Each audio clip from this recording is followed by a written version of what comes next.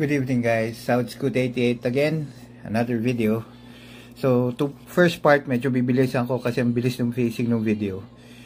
Comparison to ng Aray and Showy. Okay, so yan yung mga tropa natin. Yan, thank you guys for coming and kulitan. Yan sila, so medyo masaya yan. So comparison ng Aray versus Showy.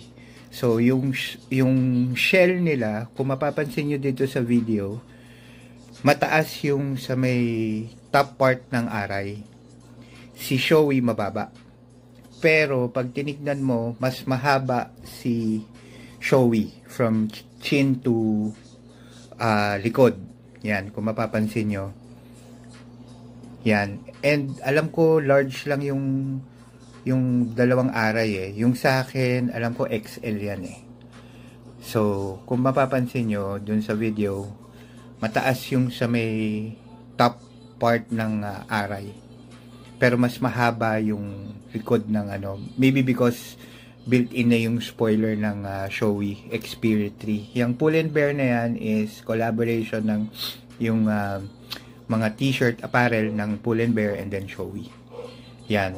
Yung nasa right is Laguna Seca, Nicky Hayden. Ito, Aray na kaede na super rare.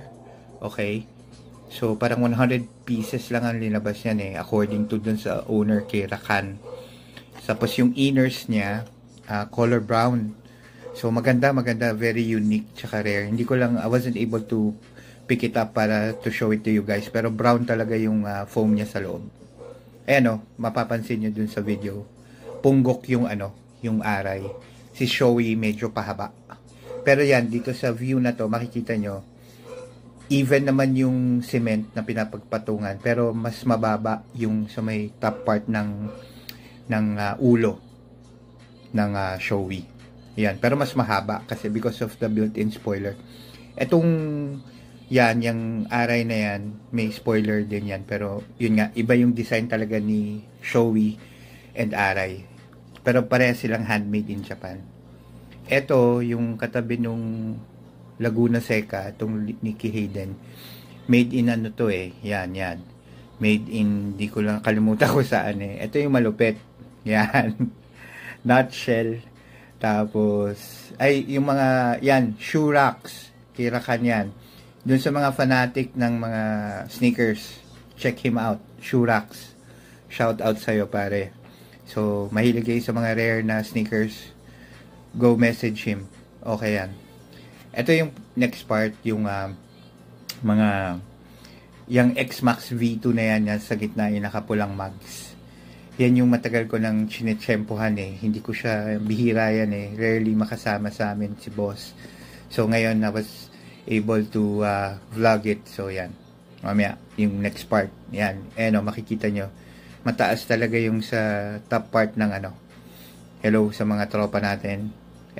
Mapakikita nyo, nakataas talaga yung nakataas talaga yung dalawang Aray, pero yung Showy medyo mababa.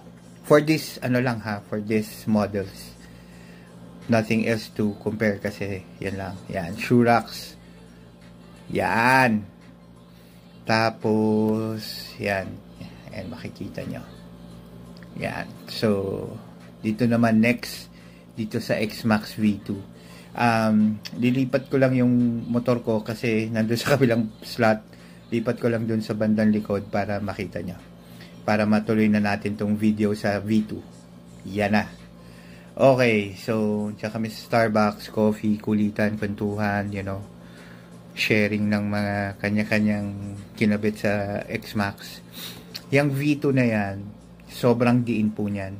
Yung mags na yan, G Pro, na 1 of 2 sa Pilipinas. Alam ko mga nasa 120,000 yan eh.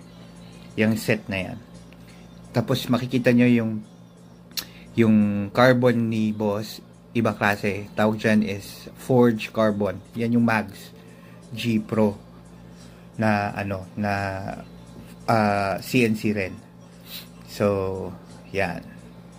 Kita nyo guys, ganda, pogi nung nung forged carbon ni boss. Handmade yan na, one of one yan kasi ano yan, layering yan ng nakakamay lang talaga yan nung nililayer. So bihira magkaroon ng same design. Of course, all-ins, naka all-ins din yan. Tingnan nyo kung gaano kapogi.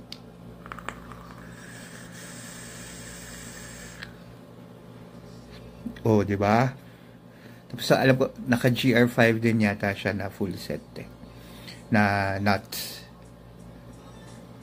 Ayan, yung mga mga tornilyo niya. Yan, tapos alam ko tong pipe niya atom ba to?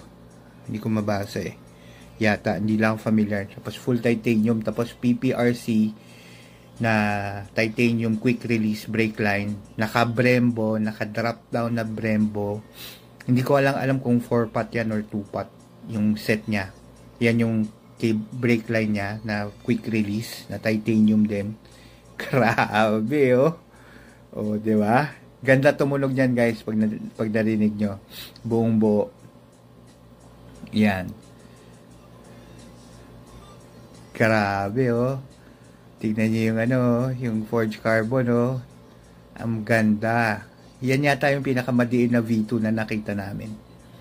Yan, naka rin siya. Naka 4-pot yata to, parang ang laki. Tapos ito, tingnan niyo yung brake lever niya, yung buong assembly. Brembo rin straight. Yan, papakita ko sa inyo in a while. Yan, closer look tayo. Yan guys Imagine niyo Grabe, di ba? Sobrang diin. Umambon kasi niyang night na yan kaya medyo madumi-dumi yung mga basa-basa yung motor. Pero guys, tingnan nyo. Detailed yan, boss. Lahat ng tornilyo niyan. As in, pallet, fittings, and all. Talagang, pikit po lahat yan. Yung mga pagkakabit yan. Yan, naka-Brembo, all the way. Galing. Tapos naka Diablo Rosso rin na Pirelli. Yan guys grabe. Solid. Yan basa yung mga windshield namin kasi umambon. Grabe guys.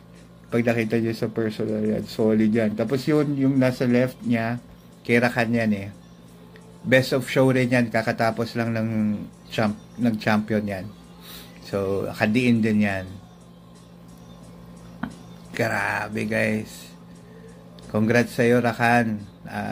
Overall champion yata if I'm not mistaken Ito yung mugs, boss Mga naka-forge mugs. May pula, may asul.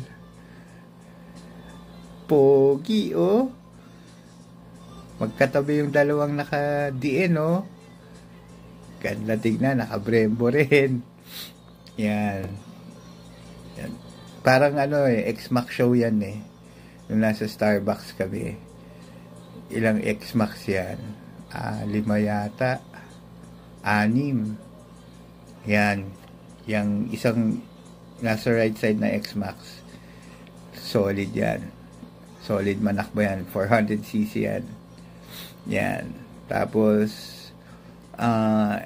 yung isa dyan, ito, kay Jay yan magpapalit din siya ng all-ins in the near future. Tapos ito, makikita nyo yung sa tabi niya, yung puti. Aerox yan. Yan, nakadiin din yan. Nanalo na rin yata sa show yan if I'm not mistaken. Yan, halos lahat naka all-ins. Kaya, pogi rin yung Aerox na yan.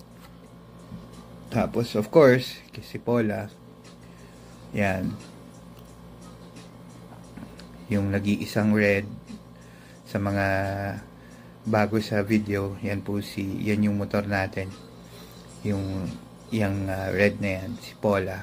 Yan. Ayos naman. Satisfied naman tayo sa pagkabuo niyan. Ang Forge Max ko naman is MOS na Forge Max CNC. Version 2 yata to Ito yung 7 spokes na manipis. Yan. Yan. So, yan. Kay Basti, bago. Dati siya naka-Aerox, X-Max na. naka GR5, tapos naka full carbon din yan, hindi pa nakakabit. So, naka hydro dip naman yung mags. Ayun guys, thank you for watching ha, as in salamat, and please, if you could click that notification bell and subscribe to my channel, malaking tulong po. So, para ma-inspire pa tayo upload pa na sana ma-enjoy nyo rin. And reminder again guys, always drive safe, enjoy the ride, thank you Lord, see you around guys. South Scoot 88.